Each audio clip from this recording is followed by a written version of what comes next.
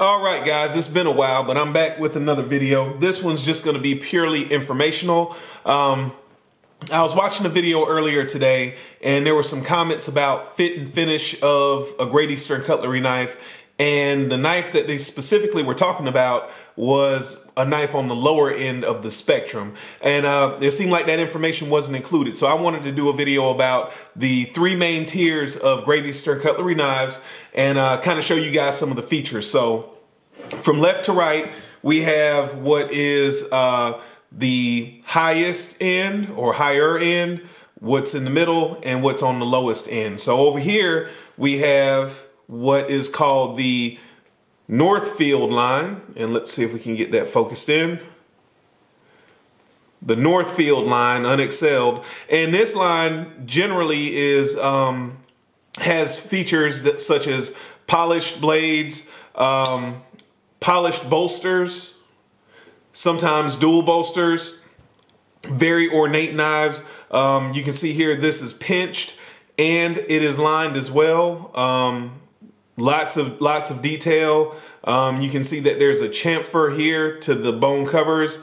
There's also a chamfer, all the way around here to the bolsters. Just a very ornate and decorated knife. This knife, it has a higher fit and finish, and this knife also has a price that reflects that. The next knife that we'll talk about is the Tittyute line, and we'll try to get that in focus. You can see here Tittyute Cutlery. So this knife usually, in general, because there are variations between Northfield and Tittyute specifically, but in general, your Northfield blade is going to be satin finished, as you can see here. I'll contrast that with the polished blade.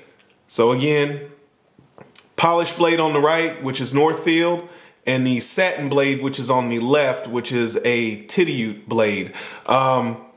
This knife, I have found them in general, and we're talking about Tittyute again.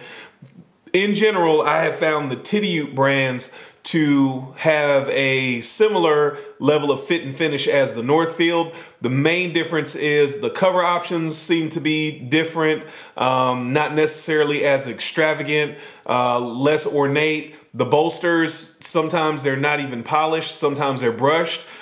These are polished, but you see these are not pinched or lined.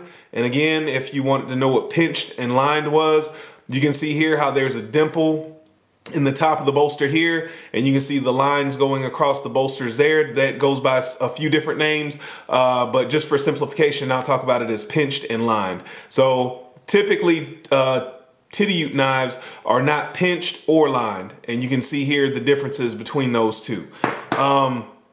As I said, the blade finish is a satin finish, and in general, they have less ornate shields as well. So that's another difference there. Now, oh, and this knife is usually priced a few dollars.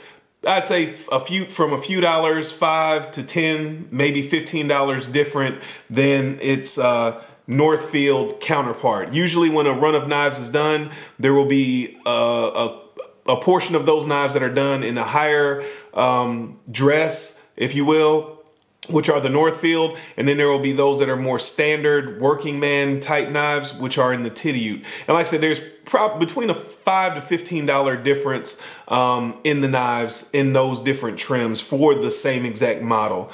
At the very, I don't want to say the bottom, but for the pure user end of knives, this is the, and let's see if we can get it to focus here. You can see here at the top says F&F. That stands for Farm and Field. You can see the pivot is exposed here. This is what's called a bird's eye pivot.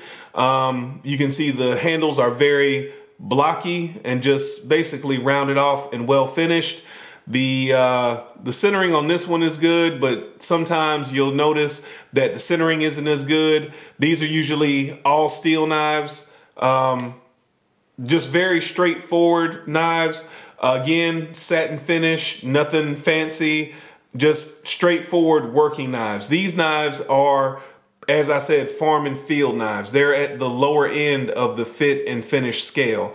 Again, I've never had one that's had any major issues, but this is not going to give you the same level of fit and finish as a Northfield and maybe not even a Titty knife. But these knives are also priced accordingly.